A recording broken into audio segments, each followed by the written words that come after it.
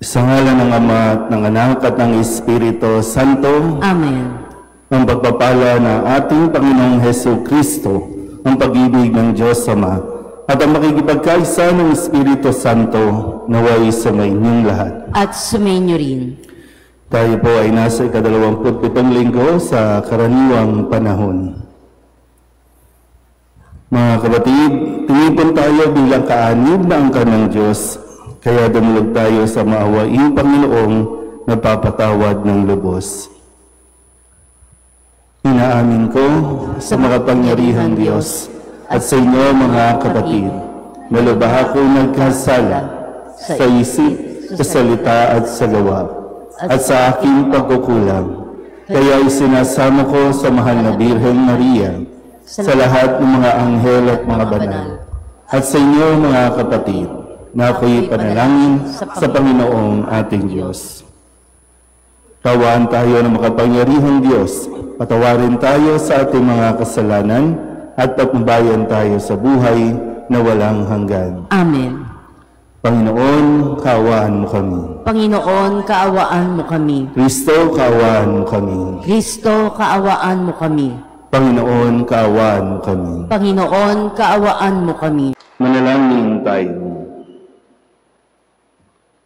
Ama naming makapangyarihan, ang iyong dakilang pagkamaawain ay nangingibabaw sa aming ginagawang kabutihan at itinadaing ng mga kahilingan. Ang kagandahang loob mo sa amin ay gawin mong mag-umapaw upang ang kasalanang ipinangangambang ihingi ng kapatawaran ng budhi naming takot na ikaw ay lapitan ay iyong patawarin ng lubusan, at ang ipinag-aalangan naming hilingin sa pagdarasal ay iyong pagbigyang aming makamtan sa pamamagitan ni Jesucristo kasama ng Espiritu Santo magpasawalang hanggan. Amen. Dumaraing si Propeta Habakuk sa Diyos dahil sa kalunos-lunos na sinapit ng kanyang bayan. Tumugon ang Panginoon at tiniyak kay Habakuk na di na magluluwat at darating din ang kanyang pagliligtas. Pagbasa mula sa aklat ni Propeta Habakuk.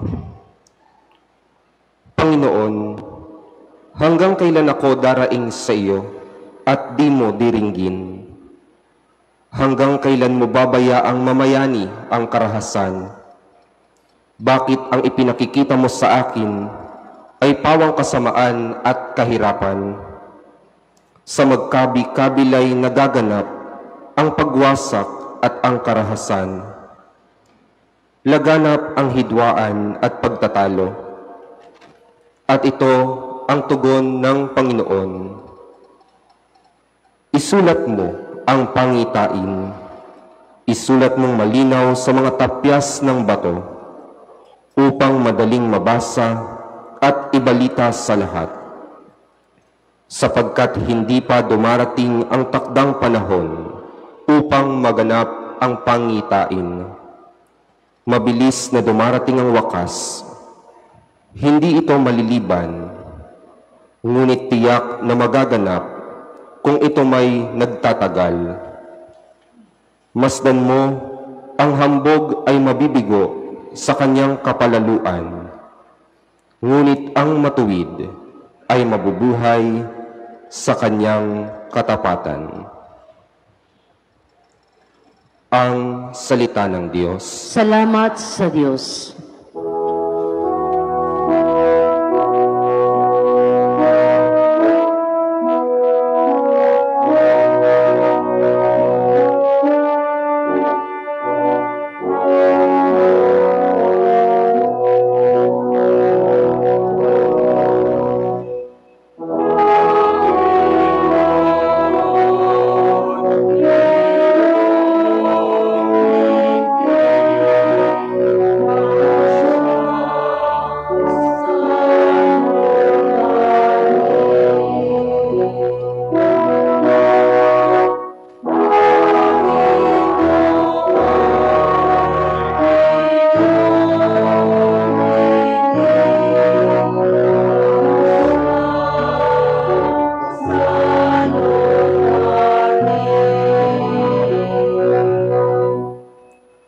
tayo ay lumapit sa ating Panginoon. Siya ay awitan, ating papurihan, ang batong kublihan natit kalakasan. Tayo ay lumapit sa kanyang harapan na may pasalamat. Siya ay purihin ng mga awiting may tuwa at galak.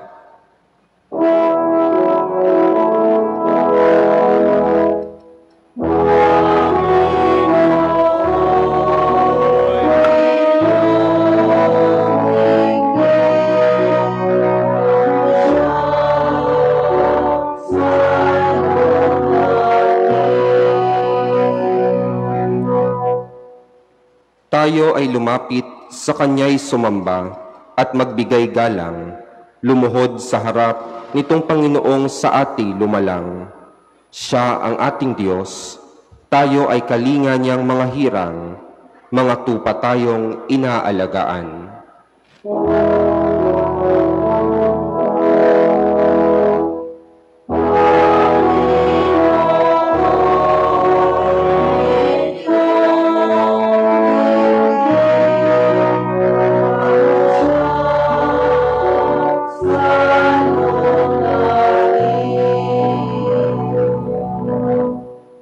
Ang kanyang salita ay ating pakinggan. Iyang inyong puso'y huwag patigasin, tulad ng ginawa ng inyong magulang nang nasa Meriba sa ilang ng Masa. Ako ay tinuksot, doon ay sinubok ng inyong magulang. Bagamat nakita ang aking ginawang, silang nakinabang.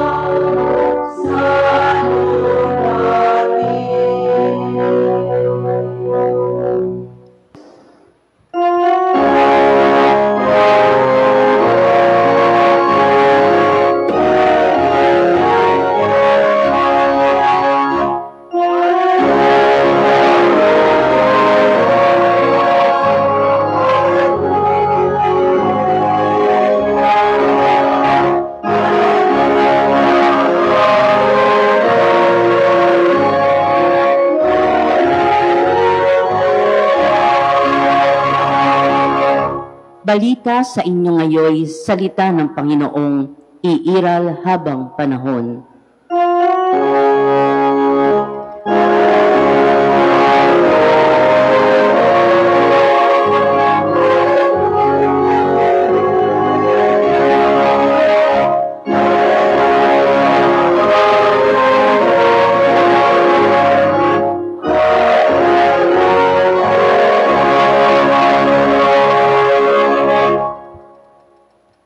Sumainyo ang Panginoon. At sumainyo rin. Ang mabuting balita ng Panginoon ayon kay San Lucas. Papuri sa iyo, Panginoon. Noong panahong iyon, sinabi ng mga apostol sa Panginoon, "Dagdagan po ninyo ang aming pananalig sa Diyos." Tumugon ang Panginoon, "Kung maging sinlaki man lamang ng butil ng mustasa ang inyong pananalig sa Diyos, masasabi ninyo sa puno ng sikomorong ito, mabunot ka at matanim sa dagat at tatalima sa inyo." Ipalagay natin kayo'y may aliping nag-aararo o nagpapastol kaya ng tupa. Pagkagaling niya sa bukid, sasabihin ba ninyo sa kanya, "Halika at nang makakain ka na"? Hindi. Sa halip, ay ganito ang sinasabi ninyo, "Ipaghanda mo ako ng hapunan, magbihis ka at silbihan mo ako habang ako'y kumakain. Kumain ka pagkakain ko." Pinasasalamatan ba ang alipin dahil sa ginawa niya ang iniutos sa kanya? Gayun din naman kayo. Kapag nagawa na ninyo ang lahat ng iniuutos sa inyo, Sabihin ninyo, kami mga aliping walang kabuluhan. Tumupad lamang kami sa aming tungkulin. Ang mabuting balita ng Panginoon. Pinupuri ka namin, Panginoong Heso Kristo. Isang magandang umaga po sa inyong lahat. At nung nakalipas na linggo, tayo po ay pinaalalahanan na suriin ang ating pong pamumuhay, yung lifestyle natin, yung way of living natin, na maisip din nawa natin na kung ano ba ang kahantungan natin pagkatapos ng buhay dito sa mundong ito. Naalala niyo pa po ba ang kwento nung nakalipas na linggo? Nga. Tandaan niyo po, no? Ang salita ng Diyos, yan ang ating buhay. Yan ang ating pinananaligan. Ang salita ng Diyos, ang daan tungo sa kaligtasan. Kaya kapag di natin pinansin, pinakinggan ang salita ng Diyos, malamang sa malamang, hindi tayo makarating sa langit. Kaya nakalipas na linggo, yung kwento tungkol sa mayaman at kay Lazaro na mahirap. Yung mayaman nang mamatay, napunta sa impyerno. Nung yung namatay ang mahirap, si Lazaro napunta sa langit. At nakita ng mayaman yung kahalagahan na dapat nakinig. Kaya nga nung naghihirap na sa impyerno, pinapakiusap niya kay Abraham, papuntahin si Lazaro doon sa bahay ng ama niya dahil meron pa siyang mga kapatid na namumuhay din sa makamundong pamamaraan. At sabi ni Abraham doon sa talinghaga na ibinigay ni Kristo, nasa kanila ang salita. Paniwalaan nila iyon, pakinggan nila iyon. Kaya kung di tayo makikinig, kung ano din ang kahantungan natin. Kaya yung mga alagad sa linggong ito, matapos marinig ang talinghagang ito, lumapit sila at sabi, Panginoon, dagdagan mo po ang aming pananalig. Sabihin niyo nga po, pananalig. Ulit, pananalig. Yung pananalig o yung pananampalataya natin sa Diyos. Ibinigay na ito sa atin lahat, no? Nang tayo po ay binyagan, ibinigay itong pananalig na ito bilang isang biyaya sa atin. Pero sa tugon ni Jesus na sinabi niya, kahit maging sinlaki lang ng butil ng mustasa ang inyong pananalig, magagawa mo ang lahat. Walang imposible sa taong may pananalig. So, kung ang dalangin o hinihingi ng mga alagad, dagdagan mo po.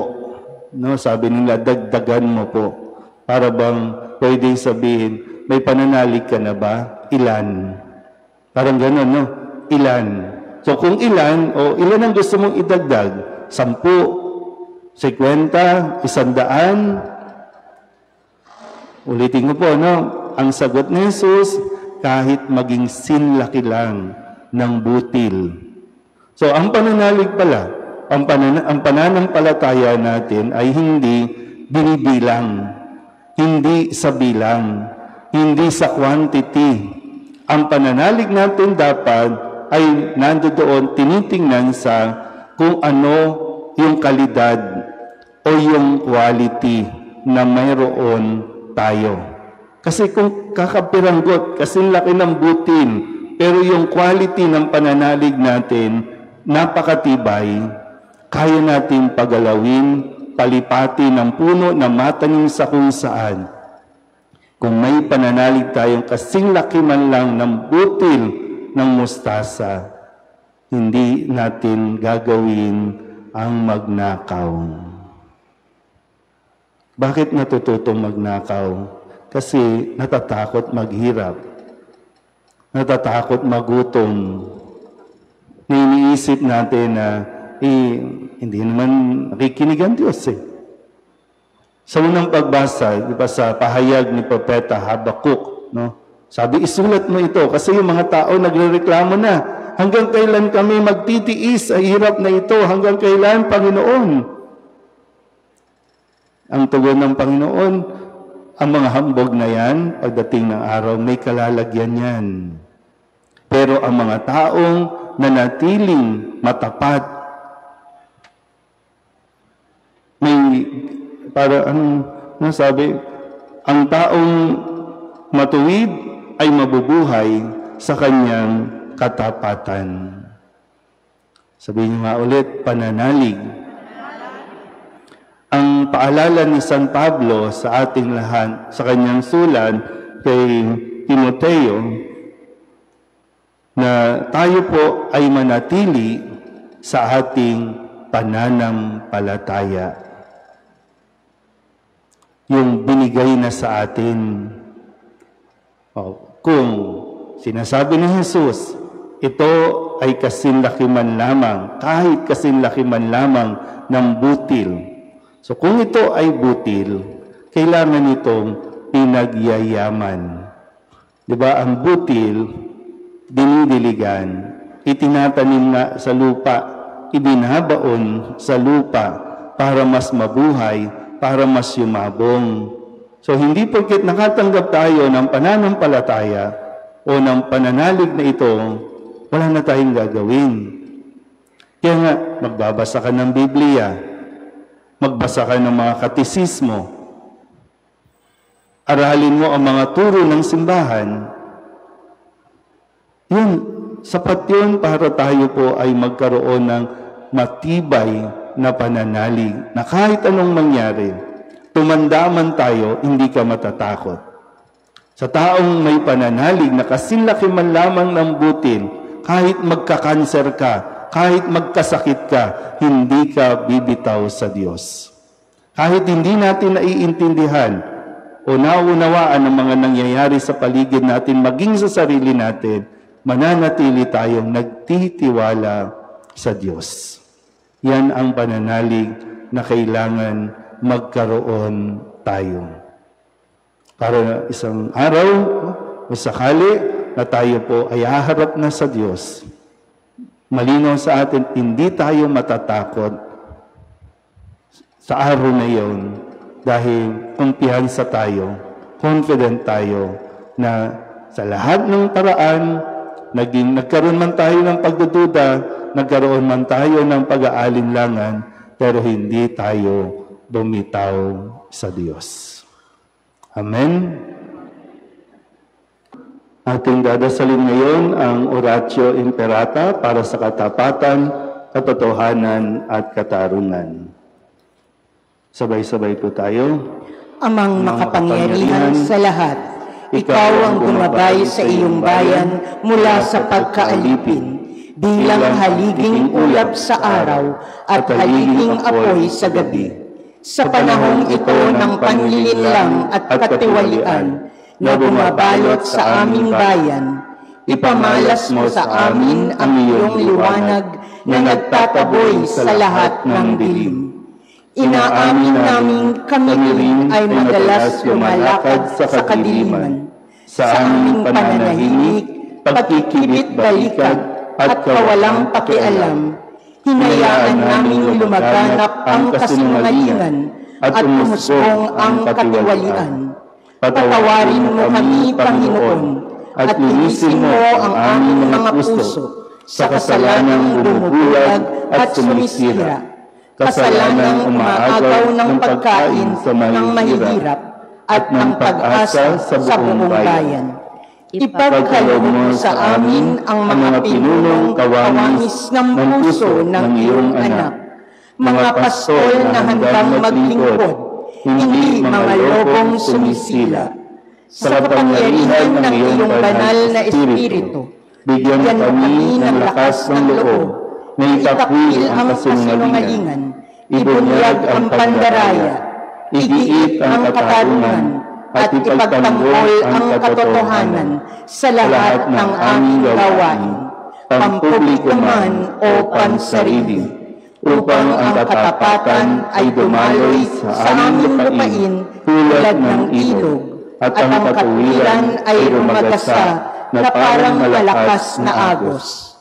O Diyos ng katarungan at habag, gawin mong ubasan ng kabutihan ang aming bayan, hindi lason ng kasakiman, manipulasyon at pagkamakasarili, kundi pagyamanin ng katapatan, malasakit at pag-ibig. Hinihiling namin ito sa pamamagitan ni Kristo na aming Panginoon. Amen. Maria, salamin ng katuwiran, Ipanalangin mo kami. San Miguel Arcangel, Ipanalangin mo kami. San Lorenzo Ruiz at San Pedro Calungsod, Ipanalangin mo kami. Magsipo na po ang lahat.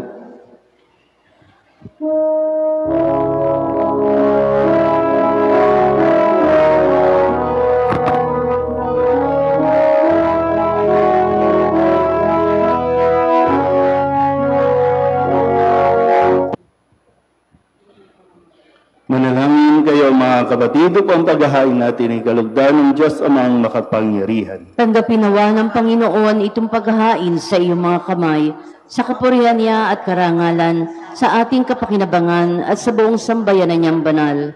Ama naming lumikha, tanggapin mo ang paghahain ng mga alay na iyong inihabilin at sa pagdiriwang ng dapat naming ganapin ang kabanalan ng iyong pagliligtas naway sa maamin sa pamamagitan ni Jesucristo, kasama ng Espiritu Santo, magpasawalang hanggan. Amen. Sumainyo ang Panginoon. At sumainyo rin. Itaas sa Diyos ang inyong puso at diwa. Itinaas na namin sa Panginoon. Pasalamatan natin ang Panginoong ating Diyos. Marapat na siya ay pasalamatan.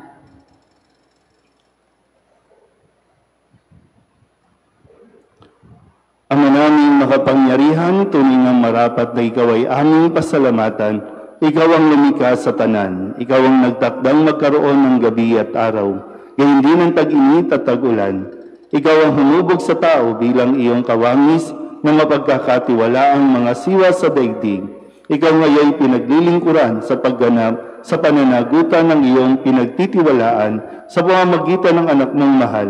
Kaya kaysa ng mga anghel na nagsisiawit ng papuri sa iyo na walang humpay sa kalangitan, kami nagbubuni sa iyong kadakilaan.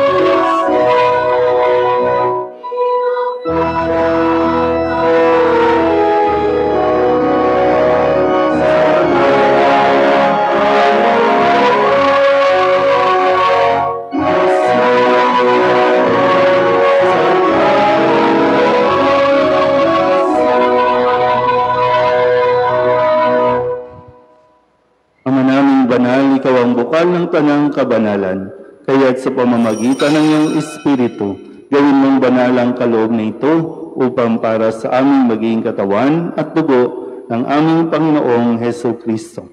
Bago niya pinagtiis ang kusang loob na maging handog, tinawakan niya ang tinapay, pinasalamatan kaniya, pinaghati-hati niya iyon, iniabot sa kanyang mga alagad at sinabi, "Tanggapin ninyong lahat ito at kanin, ito ang aking katawan na ihahandog para sa inyo."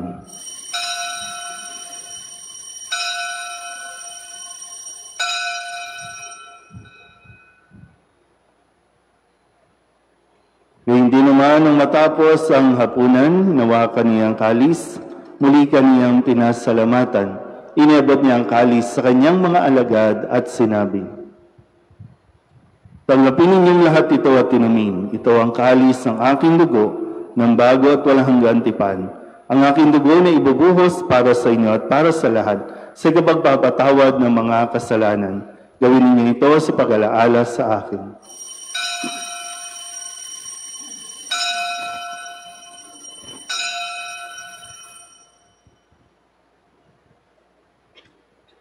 Ipagbunyi natin ang misteryo ng pananampalataya.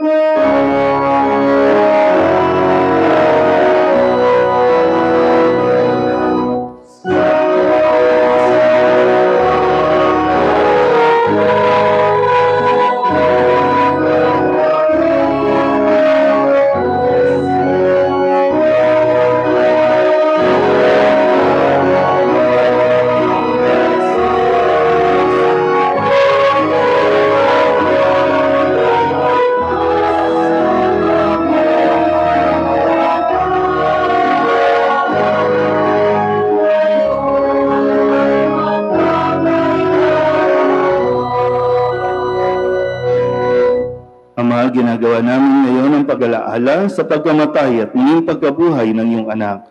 Kaya tiniaalay namin sa iyo ang tinapay na nagbibigay buhay at ang kalis na nagkakaloob ng kaligtasan. Kami napapasalamat dahil kami iyong minarapat na tumayo sa harap mo para maglingkod sa iyo. Isinasamo namin kami magsalo-salo sa katawan at dugo ni Kristo ay mabuklod sa pagkakaisa sa pamamagitan ng Espiritu Santo. Ama, lingapin mo ang iyong simbahang laganap sa buong daigdig. Puspusin mo kami sa pag-ibig kay San Leon na aming Papa at ni Jose na aming Obispo at ng Tanang Kaparian. Alalahanin mo si Charles Jason na tinawag mo mula sa daigdig na ito. Nung siya'y binyagan, siya'y nakaisa ni Kristo sa pagkamatay. Ngayon siya'y pumanaw na may makaisa siya ni Kristo sa pagkabuhay. Alalahanin mo rin ang mga kapatid naming nahimlay na may pag-asang sila'y muling mabubuhay, kaya hindi ng lahat ng mga pumanaw. Kawaan mo sila at patuloyin sa iyong kaliwanagan. Kawaan mo at paginapating kaming lahat na makasalo sa iyong buhay na walang wakas. Kaysa ng mahal na Birheng Maria na ina ng Diyos, ng kabiyak ng puso niyang sa San Jose. Kaysa ng mga apostol at ng lahat ng mga banal na namuhay dito sa daigdig ng kalugod-lugod sa iyo, may pagdiwang nawa namin ang pagpupuri sa ikararangal mo sa pamamagitan ng iyong anak na aming Panginoong Hesus Kristo. Sa pamamagitan ni Kristo, kasama niya at sa Kanya, ang lahat ng parangal at papuri ay sa iyo, Diyos amang makapangyarihan, kasama ng Espiritu Santo, magpasawalang hanggan.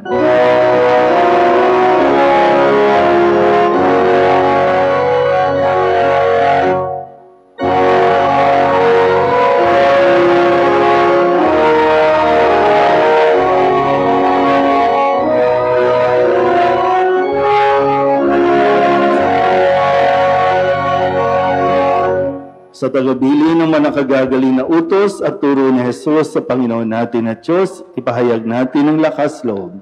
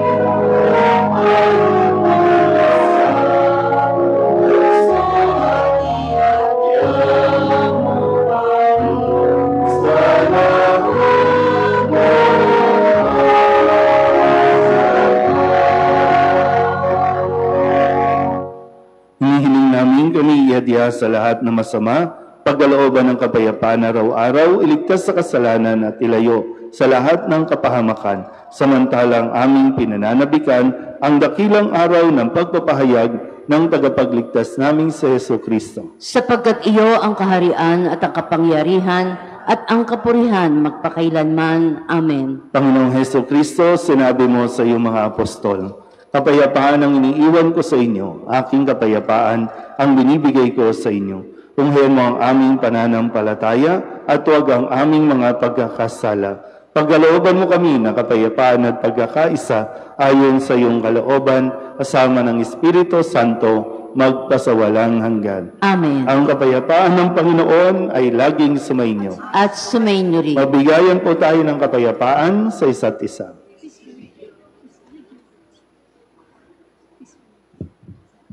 Kordero ng Diyos na nag-aalis ng mga kasalanan ng sanlibutan, maawa ka sa amin. Kordero ng Diyos na nag-aalis ng mga kasalanan ng sanlibutan, maawa ka sa amin. Kordero ng Diyos na nag-aalis ng mga kasalanan ng sanlibutan, ipagkaloob mo sa amin ang kapayapaan.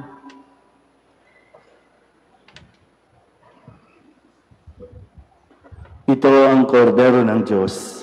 Ito ang nag-aalis ng kasalanan ng sanlibutan. Mapalad ang mga inaanyayahan sa kanyang piging. Panginoon, hindi ako karapat-dapat na magpatuloy sa iyo, ngunit sa isang salita mo lamang ay gagaling na ako.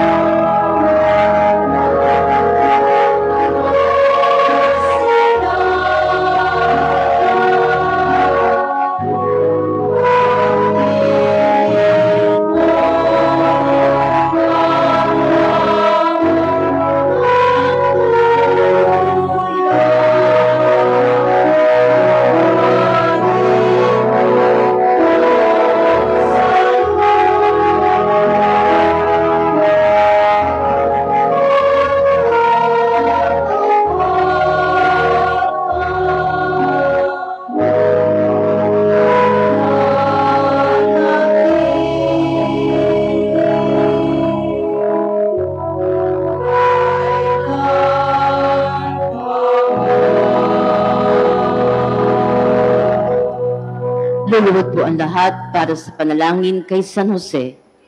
Abang tagapangalaga ng tagapagligtas, kabiyak na puso ng mahal na Birheng Maria, sa iyo pinagkatiwala ng Diyos ang kaisa-isa niyang anak. Sa iyo nagtiwala si Maria. Sa piling mo si Kristo'y naging tao. Maging ama ka rin sa amin, pinagpalang Jose, at gabayan mo kami sa landas ng buhay. Ihingi mo kami ng biyaya, awa at tapang, at ipagtanggol kami sa lahat ng masama. Amen. Magsitayo na po ang lahat. Manalangin tayo. Ama naming mapagmahal, ipagkaloob mo sa pagsasalo namin sa pagkaitinuning banal, kami ay maging katawan ni Kristo na aming pinakinabangan sa pamamagitan niya kasama ng Espiritu Santo magpasawalang hanggan. Amen. Magsiupo po sumandali para sa mga pamparokyang pabatid. Una, bilang pakikiisa sa ating mga kapatid sa Cebu, tayo po ay magkakaroon ng second collection para sa mga biktima ng nagdaang lindol sa Cebu. Tumulong po tayo. Ikalawa, ang Oktubre ay buwan ng Santo Rosario. Inaanyayahan ng lahat na sama-samang dasalin ang Santo Rosario bilang isang pamilya. The family that prays together stays together. Ikatlo, ang Catholic Youth Movement o CYM ay magkakaroon ng Spiritual Formation Seminar.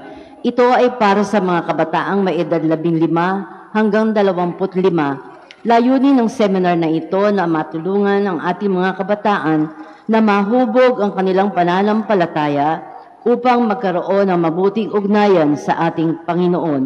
Ang mga petsa ng seminar ay sa October 10-12 para sa mga babae at October 24 at 26 sa taong kasalukuyan para sa mga lalaki. Sa mga interesado, magtungo lamang sa CYM booth na matatagpuan sa patio ng ating simbahan. Ikaapat, halina at manalangin sa orihinal na imahe ni San Jose. Ang pahalik ay bukas tuwing Sabado at Linggo sa mga oras na nakapaskil sa likod ng simbahan. Ikalima, inaanyayahan ng lahat na makiisa sa mga sumusunod na gawain para sa inang kalikasan sa pamumuno ng Integral Ecology Ministry. October 11, Sabado, Eco Walk Awareness Drive sa ganap na 3 ng hapon. Kasabay nito ay ang Eco-Friendly Costume Contest, isang patimpalak sa paglikha ng kasuotan mula sa mga recycled o upcycled materials. October 12, Linggo, Aitas Eco Store mula 8 ng umaga hanggang 12 ng tanghali. At bilang simbolo ng ating pagkakaisa at pagmamahal sa kalikasan, inaanyayahan ng lahat na magsuot ng kulay berde sa darating na linggo.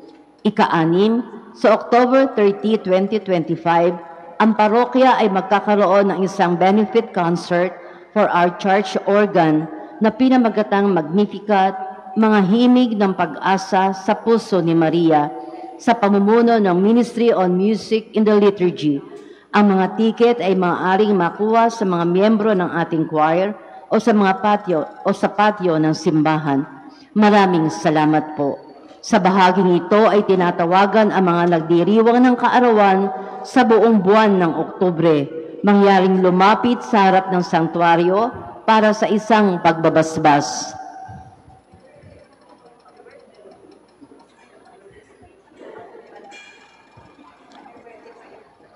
Panalangin ng pagbabasbas para sa mga magdiriwang ng kanilang kaarawan sa buwang ito.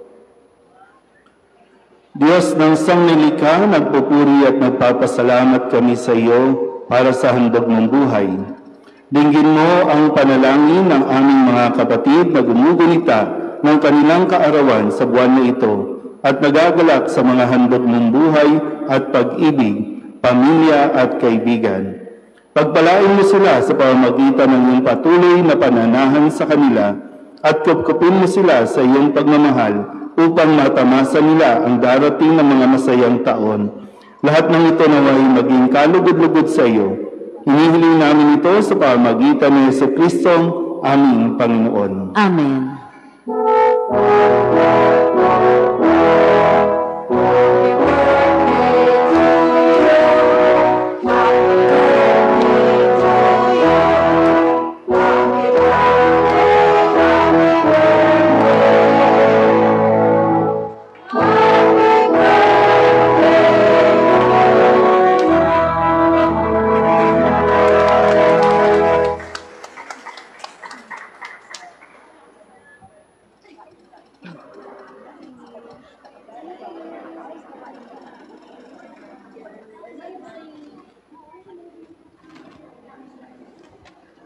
Available na din po ang mga souls envelope, yung mga susulatan niyo po ng mga pangalan ng mga yumao nating mga mahal sa buhay para dasalan natin simula November 1 hanggang katapusan ng November. So pwede po kayong dapat ipinamimigay na ng MGC, no? Bago po kayo umalis o umuwi, bitbitin niyo po para pagdating sa bahay maisulat ninyo at alalahanin niyo po lahat ng kakilala ninyong namatay para po maihulog po natin dun sa box na babasbasan natin sa buong buwan ng November. So kung hindi man po sa mga susunod na araw po. Magsitayo na ang lahat. Sumainyo ang Panginoon. At sumainyo rin. At pagpalain kayo ng makapangyarihang Diyos, Ama at Anak at Espiritu Santo. Amen. Tapos sa banal na misa, humayo tayo sa kapayapaan ni Kristo. Salamat sa Diyos. Magandang umaga po.